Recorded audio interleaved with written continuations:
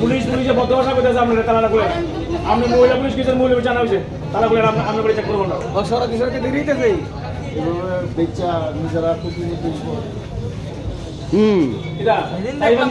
Phone করে দিকে কি সরাই আসছে নি আপনি কি ফোন করে দিঙ্গা মাল সরাই আসছে নি আরে সামনে সরলেছে সামনে সরাইছে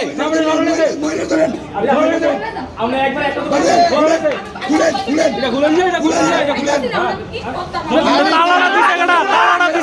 তালা দিছে কেডা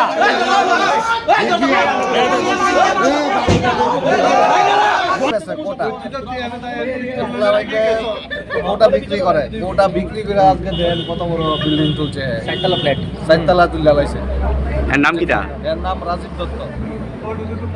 হ্যাঁ যারে আমরা দোষী হ্যাঁ ওই এনআইনা দিয়ে গেছে এই বাইতিকা নিচে হ্যাঁ ওই কইয়া গেছে এই বাইতিকা নিচে আমরা দোষী আমরা তিনজনের আনা দোষী তিনজনে হ্যাঁ নাম কইছে হ্যাঁ কি বিশ্রামঞ্চের সবচেয়ে বড় ডিলার?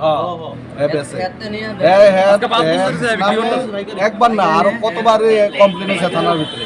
থানা কিচ্ছু করে না? থানার ভিতরে তারা আইলে তারা মাল ফানা মাল ছড়াইলা কিন্তু আজকে মাল পাইছে আজকে মাল পাওয়া গেছে দেখা যায় প্রশাসন কিতা করে মাল পাওয়া গেছে। থানার থেকে এই কয়েক হাত দূরত্বের মধ্যে থানা জানিও কিছু করে না?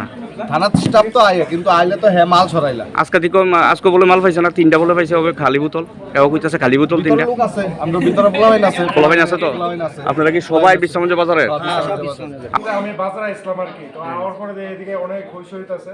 হ্যাঁ, তারপরে এদিকে বলে কোটা ওটা বিক্রি করা হয়, ড্রাগস ট্রাগস পাওয়া গেছে, ইমিগ্রেশন পাওয়া গেছে। এদিকে আমরা দুটো বট্টা বাটিও দোষী দোষী করে তারা কইছে এদিকে থেকে কিনছে। তারা এই কইছে এটা কার বাড়ি?